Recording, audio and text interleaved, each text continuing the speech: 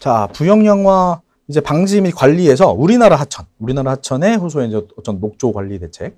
뭐 녹조가 부역량화라고 볼 수 있으니까요. 그 이제 관리를 어떻게 하고 있는지 이제 한번 보겠습니다. 자, 그리고 부역량화가 발생했다라고 하면 조류 중에서 어떤 조류가 영향을 끼친다고 했어요? 남조류요. 남조류.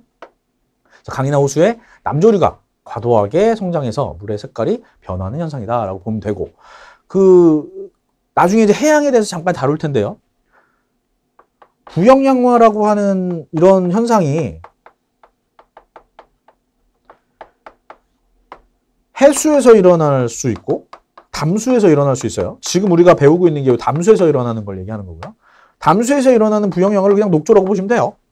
담수에서 일어나는 부역량화를 녹조라고 보시면 되고, 들어보셨겠죠? 또 해수에서 일어나는 부역량화를 적조라고 보시면 돼요.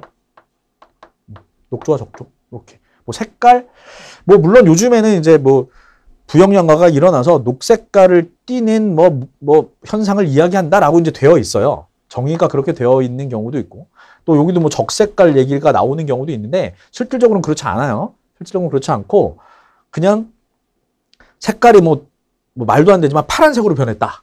그래도 그냥 녹조예요. 파란색으로 변했다라고 해도 녹조입니다. 그러니까 조류가 많이 변성을 해서 이제 부역량화가 발생을 했는데 뭐 하천의 색깔, 호수의 색깔이 파란색이 됐어요. 그러면 그래도 녹조입니다. 자, 근데 뭐 대부분 다 녹색깔이에요. 녹색깔이고, 바다는 대부분 다 빨간색이고요. 그렇습니다. 자, 다시 한번 얘기하면 강이나 호수 같은 데에 이제 남조류가 과하게 성장을 해서 물의 색깔이 변하는 현상을 이야기한다. 자, 이제 우리나라에서는 어떤 대책을 세우고 있는지 한번 보겠습니다. 일단 조류 경보제. 그러니까 다 법적인 얘기예요. 다 법적인 얘기입니다. 조류 경보제라고 하는 걸 해요. 그래서 주기적으로 분석을 실시한다. 그래서 일정 기준을 초과했을 때는 신속한 조치와 더불어 관계기관 및 국민에게 알린다. 뭐 직접 찾아가서 알리지는 않습니다. 직접 찾아가서 알리지는 않고 뭐 홈페이지 같은 데 게시를 한다거나 뭐 이런 식으로 알린다라고 볼 수 있어요. 자, 또 이런 조류 경보제 같은 것들이 있고, 그 다음에 수질 예보제라고 하는 게 있습니다. 뭐 이런 내용까지는 그렇게 중요하지 않으니까 항목 정도만 확인해 두세요. 그 다음에 수질 예보제 같은 것들이 있어요.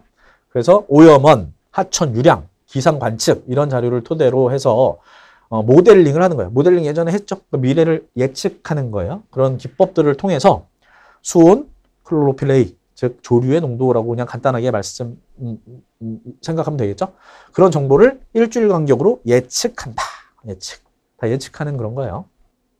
자, 그래서 우리가 녹조를 관리하는 국가에서 관리하는 가장 대표적인 것들이 이런 수질 예보제, 그 다음에 조류 경보제 뭐 이런 것들이 있다라고 볼 수 있을 것 같습니다. 자, 그럼 우리나라의 호수의 현황은 어떤지 한번 살펴볼게요.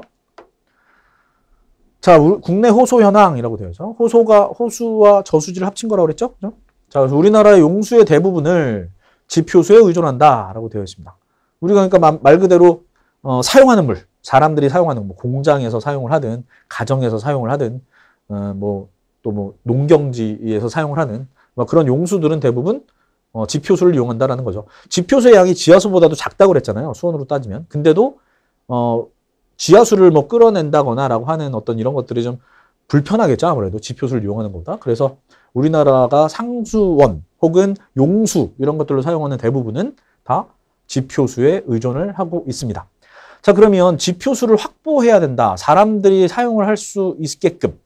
뭐 사람들이 사용하는 게 가정에서 사용하는 것뿐이 아니잖아요. 그죠? 용수로 굉장히 많이 사용하죠. 공장, 농사 지을 때, 농업용수, 그다음에 유지용수 이런 것들을 많이 사용을 하게 될 텐데, 그러면 물을 계속 흐르는 상태 혹은 호수 자체에서 물을 우리가 계속 그냥 끌어서 사용을 한다라고 치면 가물었을 때는 어떡할까요? 물이 모자라질 수밖에 없겠죠. 그래서 그런 모자랄 때를 대비하기 위해서 어떻게 해야 돼요? 물을 저장해 놔야겠죠. 물을 저장해 놓는 거의 대표적인 시설이 댐이죠. 그죠? 댐. 그죠? 댐을 건설을 함으로 해서 지표수를 사람들이 사용할 때 부족함이 없게끔 용수를 이렇게 이렇게 저장해 놓는 거가 되겠죠. 그래서 댐 건설을 통해서 용수를 공급하고 홍수 통제, 전력 생산. 그러니까 댐을 건설해서 용수만 이제 하는 게 아니라 용수를 이제 저장해 놓는 그런 역할만 하는 게 아니라 일단 수력 발전할 수 있겠죠. 그죠? 수력 발전. 그다음에 홍수 통제. 뭐 비가 많이 오면 더 저장을 해 놨다가 물을 이제 뭐 배수를 시킨다거나 뭐 하는 그런 홍수 통제 같은 것들을 할 수